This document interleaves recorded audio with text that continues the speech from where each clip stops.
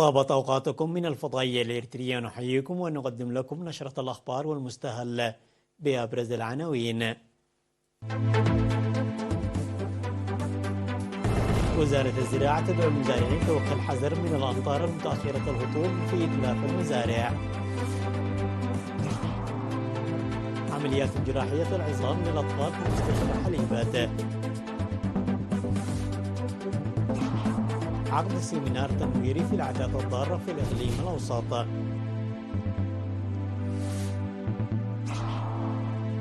روسيا تعلن أنها ستدرب قواتها للرد على الضربات النووية معادية. قتيلان و10,000 نازح في إعصار مداري في اليمن. عشرات القتلى والجرحى في حادث إطلاق نار مروع في ولاية أمريكية. من العناوين إلى التفاصيل. إن ظاهرة النينو التي يقال أنها تحدث في كل من 2 إلى 7 سنوات قد ظهرت هذه السنة، وفي مثل هذه الظروف المناخية تكون الأمطار الشتوية أفضل وتؤثر على الأقاليم، ولهذا يتم تذكير جميع المزارعين بجني محاصيلهم الناضجة في وقت مبكر، حيث من المرجح أن يستمر هطول الأمطار في بدايته حاليا في الهضبة والسهول الغربية.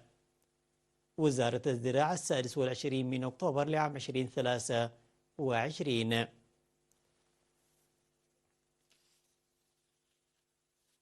يقوم فريق أطباء أونولومو لاديسا تانيزيا الإيطالي بعمليات جراحية تسوية العظام للأطفال من 25 وحتى 28 من أكتوبر في مستشفى حليبة الوطنية المرجعي بالتعاون مع فريق أطباء إريتري. وقال مدير قسم جراحة العظام بالمستشفى الدكتور سولومون سجاي إن فريق الأطباء الإيطاليين يأتي كل 6 أشهر منذ 10 سنوات لإجراء عمليات جراحة العظام للأطفال دون سن 15 عاما. وقال أن 16 طفلا خضعوا لعمليات جراحية. وأضاف الدكتور سولومون أنه تم بناء 10 غرف لجراحة العظام والأعصاب في المستشفى قبل 7 سنوات عبر طريق الأطباء الإيطالي هذا. وأوضح فريق الأطباء الإيطالي أنهم بالإضافة إلى العمليات الجراحية التي يجرونها خلال زيارتهم لإريتريا يقومون أيضا بتدريب أعضاء قسم الولادة في مستشفى أورطة الوطنية المرجعية على التعريف على إنزاحيات عظمة الورك أثناء الحمل وتصحيحها بدون جراحة. تأسس فريق أطباء أونولاما دالاستيزيا الإيطالي في عام 2009.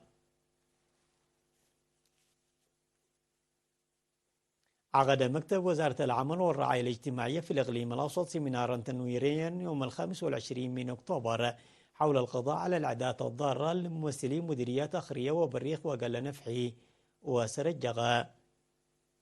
وقدم في السيمينار شرحان من أعضاء وزارة العمل والرعاية الاجتماعية والاتحاد الوطني للمرأة ووزارة الصحة بشأن الحقوق الأساسية للأطفال والمرأة والادعاء العام وأضرار الختان وزواج القاصرات وتنفيذ الإعلانات القانونية والتعليمات الصادرة.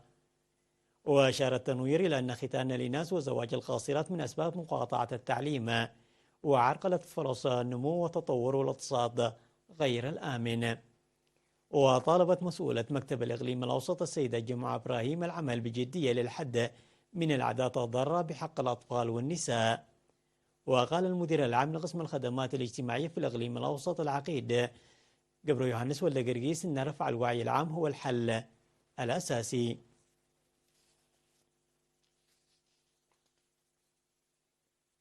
عقد في منفرة يومي 23 و24 من أكتوبر منتدى بحث الشؤون الإدارية والإيرادات المالية لتطوير الرياضة في الإقليم الجنوبي. شارك في المنتدى مسؤولو الإدارة والمالية في 12 مديرية وممثلي 9 اتحادات ووحدات الثقافة والرياضة في المديريات. وقال مسؤول المالية في إدارة الإقليم الجنوبي السيد تدروس زايد إن عجز الميزانية يمكن حله إذا عملت جميع المديريات بصورة مشتركة لجمع الإيرادات الرياضية من القطاعات المعنية.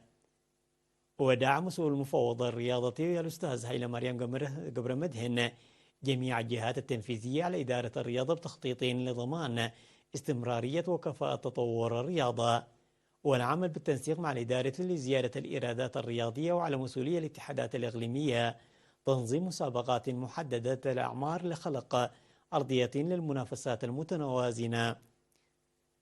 وحث المدير العام لقسم الثقافة والرياضة السيد أبراهام يوهنس القائمين على الإدارة الرياضية على تعبئة الموارد البشرية والمادية بشكل قانوني وتنسيقها بشكل صحيح بما يرضي المجتمع والحكومة الممولين للرياضة. واقترح المشاركون اختيار ممثلين للثقافة والرياضة في المديريات ووضع الميزانية اللازمة للأنشطة للناشئين وإدخالها في جميع المناشط الرياضية، ومعالجة مشاكل النقل التي تحدث في المنافسات الإقليمية. عقد الاتحاد الوطني للمرأة فرع الإقليم الجنوبي اجتماعا يوم 22 من أكتوبر للمرأة في مديرية ميعيني بحث سبل تمكين المرأة. وأوضحت مسؤولة الفرع السيدة سنيت أفورقي أنشطة الاتحاد وتطورها، مشيرة إلى فعالية الدورات التدريبية التي تنظم لتعزيز قدرات المرأة. وقالت إن المرأة المسلحة بالمعرفة تلعب دورا هاما في ضمان صحة مجتمعها. واقترح المشاركون ضرورة تعزيز اللقاءات المماثلة وضرورة إشراك الرجال في السيمينارات التي ينظمها الاتحاد، باعتبار أن قضايا المرأة تهم الرجال أيضا. وقدم السيدة أسماء رمزر سناي من وحدة الوقاية من مرض الملاريا توضيحا في الاجتماع حول الأوضاع الملاريا والاحتياطات الواجب اتخاذها للوقاية منه.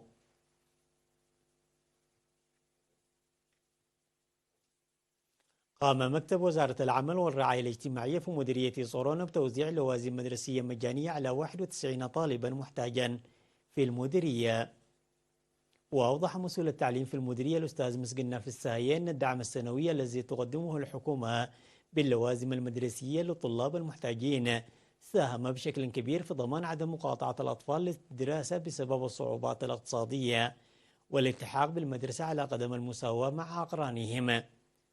ودعا الطلاب على فهم الهدف والتفوق في دراستهم وأولياء الأمور في متابعة أبنائهم. الأخبار العالمية بعد فاصل قصير، تفضلوا بالبقاء معنا.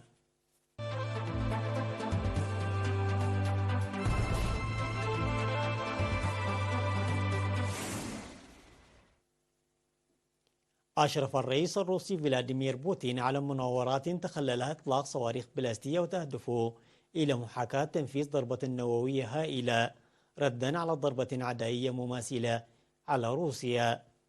وأوضح الكرملين أنه تحت إشراف القائد الأعلى للقوات المسلحة الروسية فلاديمير بوتين تم إجراء مناورات تدريب، مشيرة إلى أنه تخللتها إطلاق تجريبية لصواريخ بلاستية وصواريخ كروز. من جهته أعلن وزير الدفاع الروسي سيرجي شويغي أن هذه المناورات تهدف إلى محاكاة ضربة نووية هائلة من قبل القوات الهجومية الاستراتيجية ردا على ضربة نووية معادية.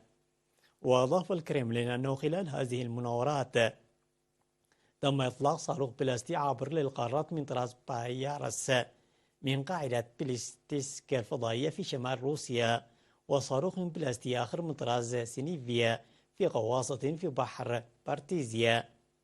كما أطلقت طائرات من طراز تو 95 MS بعيدة المدى صواريخ كروز بحسب المصدر نفسه.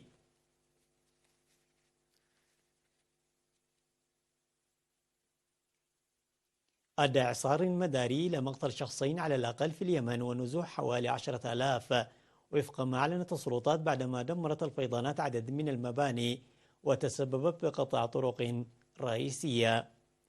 ووصل الإعصار تياغ إلى البر في محافظة المهرة في جنوب شرق البلاد في وقت متأخر، ووصل التحرك نحو الشمال الغربي مما أدى إلى انقطاع الاتصالات وعرقلة جهود الإنقاذ. وذكرت وكالة الأنباء اليمنية سابا أن التقارير الأولية تفيد بتسجيل حالتي وفاة وإصابة 150 آخرين وأضرار كبيرة في البنى التحتية والممتلكات الخاصة والعامة، ونزوح نحو 10,000 شخص في مديريتي القيضة وحصين الأشد تضررا من الإعصار. وأحدثت العاصفة فيضانات في عدد من الطرقات إذا قرقت سيارات، فيما أجبر متطوعون من الهلال الأحمر اليمني في المهرة على تعليق عمليات الإنقاذ مؤقتا.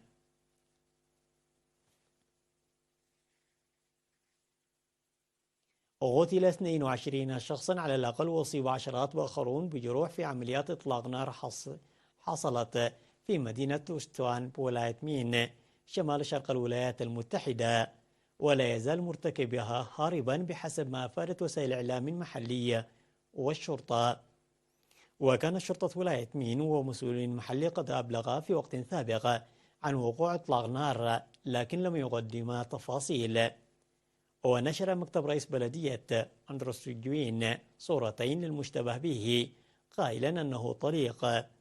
وقال مسؤول في واشنطن أنه تم إطلاع الرئيس جو بايدن على الحادث وسيواصل تلقي المستجدات.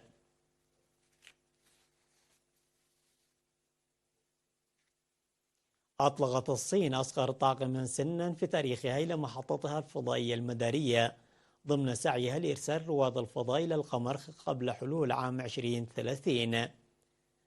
وانطلقت المركبة الفضائية شانت شو 17 من محطة جوات شوين لإطلاق الأقمار الصناعية الواقعة على حافة الصحراء الجوبي في شمال غرب الصين على متن صاروخ من طراز لوانغ مارش 2F.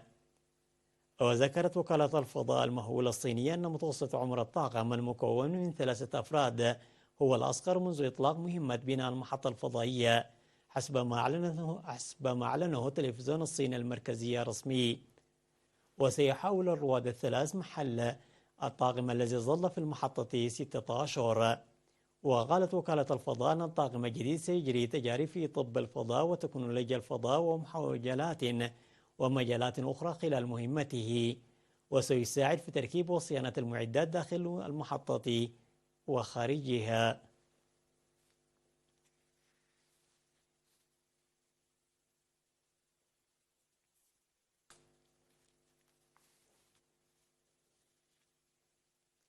تذكير بأهم العناوين مرة أخرى.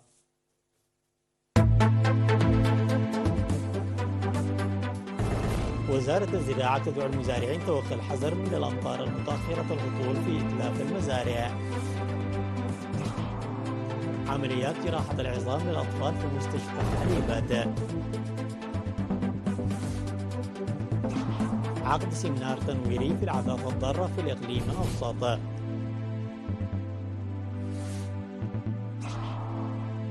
روسيا تعلن أنها ستدرب قواتها على الرد على ضربات نووية معادية. قتيلان و10,000 نازح إثر إعصار مداري في اليمن. عشرات القتلى والجرحى في حادث إطلاق نار مروع بولاية أمريكية. وصلنا إلى ختام النشرة التي قدمناها لكم من الفضائية الإريترية. في أمان الله.